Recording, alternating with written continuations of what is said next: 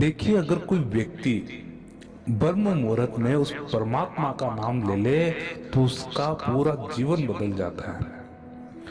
अब देखिए, ब्रह्म मुहूर्त में क्या करें, अर्थात कि सामान्य व्यक्ति को ब्रह्म मुहूर्त में सबसे पहले उठकर क्या करना चाहिए कि उससे उसका पूरा जीवन परिवर्तित हो जाए, अर्थात अध्यात्म जीवन में उसकी इतनी उन्नति हो जहां पर एक विशिष्ट भक्त जन रहते हैं, महान तपस्वी, महान सन्यासी, महान साधना करने वाले जो परम कल्याण की ओर आगे बढ़ चुके हैं, वैसी आपकी भी स्थिति हो जाए, जो नाम जप, ध्यान और आदि ग्रंथों को पढ़ के इतने बड़े बड़े महान तेजस्वी बने हैं।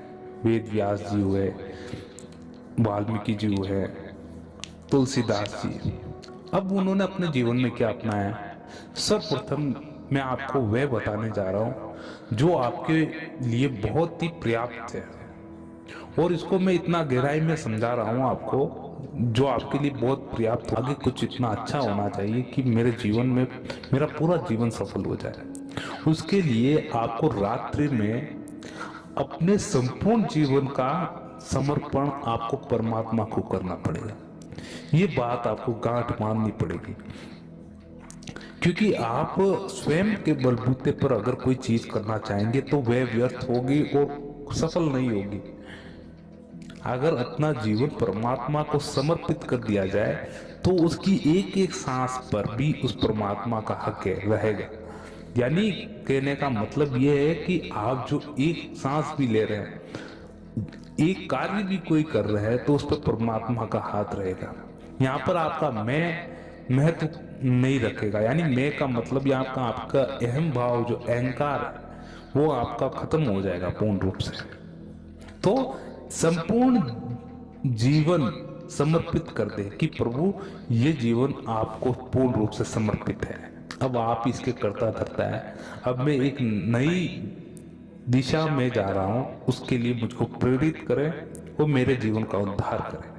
इस कामना के साथ आप रात्रि को सोए और अगले दिन दूसरा स्टेप में आपको बता रहा हूं, ब्रह्म मुहूर्त में आपको जागना है। अब ब्रह्म मुहूर्त में जागे और भगवान की कृपा प्राप्त करें। किस प्रकार से कि ब्रह्म मुहूर्त में जागे हैं आप, तो उस परमात्मा की कृपा से ही जागे। ये मान के चलिए, हर कोई व्यक्ति ब्रह्म मुहूर्त में नहीं जा सकता, जाग नहीं सकता, ये बात आप लिख के ले लीजिए।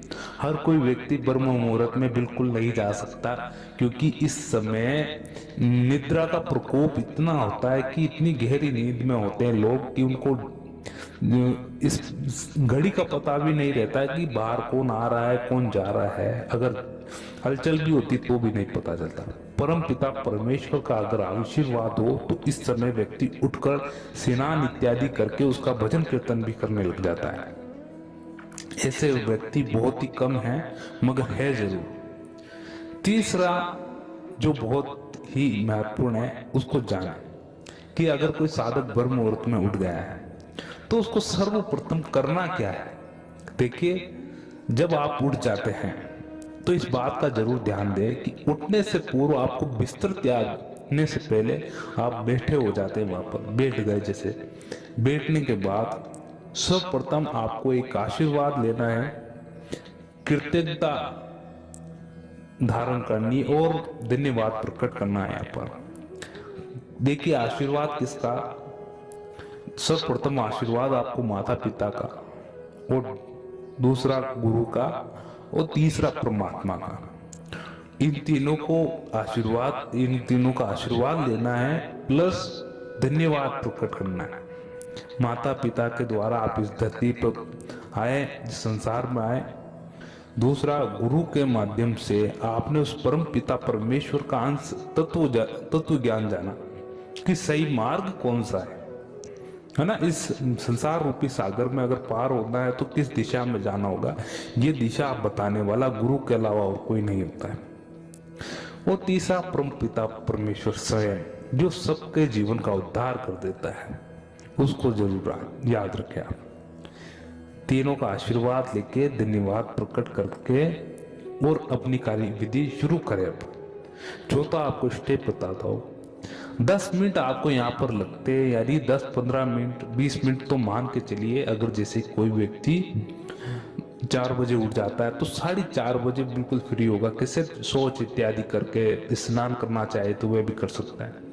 10-15 मिनट का ये काम होता है, स्नान आदि आप कर ले, शौच इत्यादि। फिर उसके बाद आप कम से कम 5 या 10 मिनट प्राणायाम करें।